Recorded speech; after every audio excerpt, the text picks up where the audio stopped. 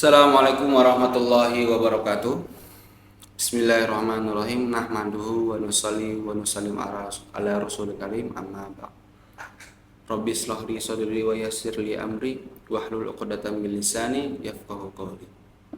Hadirin yang dimuliakan Allah Subhanahu wa taala, bersyukur kepada Allah Subhanahu wa taala yang mana Allah Subhanahu wa taala masih tetapkan iman di dalam diri kita, masih tetapkan Islam di dalam diri kita. Sehingga pada hari ini, pada detik ini kita bisa menikmati ibadah kepada Allah Subhanahu wa taala. Kita bisa menikmati berpuasa, kita bisa menikmati membaca Al-Qur'an. Itu asbabnya Allah Subhanahu wa taala masih tetapkan iman dalam diri kita. Pada kali ini saya akan membacakan Fadilah Amal, kitab Fadilah Amal yang disusun oleh Syekh Maulana Muhammad Zakaria Al-Kandahlawi rahmatullah alaih. Dan temanya adalah keistimewaan di bulan Ramadan.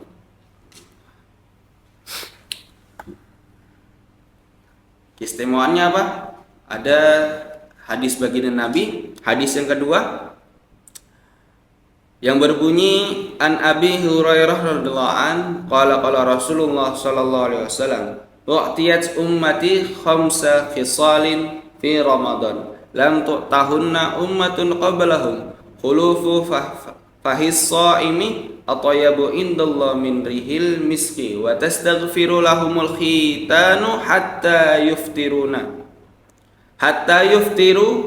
wa yuzayyinullah azza wa jalla kulla yaumin jannatah summa yaqulu yusif ibadiyas salihun an yulqu anhumul mu'nah wa yasiru ilaik atusaffadu fihi maradatus syayatin fala yakhlusu fihi ila makanu yakhlusuna ilaihi fi ghairi wa yughfaru lahum fi akhiri laili qila ya Rasulullah ahiya lailatul qadar qala la walakinnal amila innama yuwaffa ajruhu idza qada amalahu rawahu Ahmad atau kama qala Nabi sallallahu alaihi wasallam, yang artinya dari Abu Hurairah radhiyallahu an Rasulullah sallallahu alaihi wasallam bersabda, umatku dikaruniai 5 keistimewaan pada bulan Ramadan yang belum pernah diberikan kepada umat-umat sebelum mereka.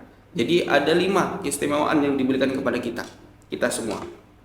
Nah, apa keistimewaan itu? Yang pertama, bau mulut orang yang berpuasa di sisi Allah lebih disukai oleh Allah daripada minyak kasturi. Nah, itu keistimewaannya yang pertama. Yang kedua, ikan-ikan akan memohonkan ampunan untuk mereka sampai berbuka puasa.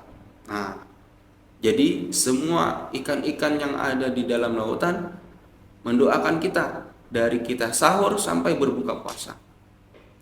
Yang ketiga, Allah menghiasi surganya setiap hari dan berfirman kepadanya, saatnya hampir tiba bagi hamba-hambaku yang soleh yang tabah dalam ujian untuk melepaskan segala beban kesukaran di dunia dan mereka akan mendatangimu. Keistimewaan yang keempat, syaitan-syaitan jahat akan dibelenggu sehingga tidak dapat bebas menggoda mereka sebagaimana mereka biasa menggoda pada bulan-bulan lainnya. Keistimewaan yang kelima, pada malam terakhir bulan tersebut mereka akan diampuni. Maka ada sahabat yang bertanya, ya Rasulullah, apakah malam itu malam Lailatul Qadar?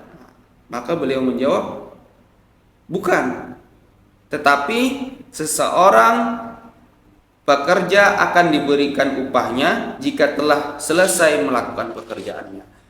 Hadis riwayat Ahmad.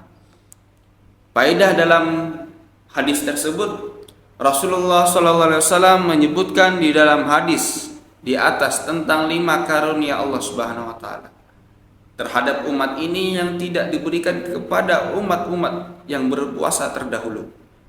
Apabila kita betul-betul menyadari betapa besar karunia Allah ini, tentu kita akan berusaha dengan ikhlas untuk mendapatkan karunia yang istimewa. Keistimewaan yang pertama tadi, bau mulut orang-orang yang berpuasa karena lapar lebih disukai oleh Allah daripada harumnya minyak kasturi. Maka para pensyarah hadis mengutarakan 8 pendapat mengenai maksud lafaz tersebut. Maka sebagaimana yang menulis kitab ini dalam syarah Al-Mutawatta, ada 3 penafsiran yang akan diterima. Penafsiran pertama, bahwa di akhirat Allah akan memberikan pahala bau mulut tersebut dengan keharuman yang lebih harum dan lebih segar daripada minyak kasturi. Maksudnya telah jelas dan tidak jauh dari makna yang sebenarnya. Penafsiran yang demikian ini juga terdapat di dalam Darul Mansur, dalam kitab Darul Mansur. Dan terdapat riwayat yang menerangkannya dengan jelas. Oleh sebab itu sudah tentu ini merupakan penafsiran yang paling tepat. Tadi penafsiran yang pertama, sekarang penafsiran yang kedua. Penafsiran kedua, pada hari kiamat, pada saat manusia dibangkitkan dari kubur, ciri-ciri orang yang berpuasa adalah bau harum yang akan keluar dari mulut mereka, yang keharumannya melebihi harumnya minyak kasturi. Itu penafsiran yang kedua. Kemudian penafsiran yang ketiga, menurut pendapat penulis kitab, penafsiran yang paling dapat diterima dari kedua penafsiran di atas adalah bahwa ketika di dunia, bau mulut orang yang berpuasa lebih harum di sisi Allah daripada harumnya minyak kasturi. Mungkin dari itu saja yang bisa saya sampaikan. Kita barusan mendengarkan hadis baginda Nabi SAW tentang keistimewaannya di bulan Ramadan, bahwa bau mulut orang yang berpuasa ini adalah lebih disukai Allah daripada harumnya minyak kasturi. Mungkin dari itu saja yang bisa saya sampaikan. Kurang lebihnya minta maaf. Semoga apa yang kita dengar dan apa yang kita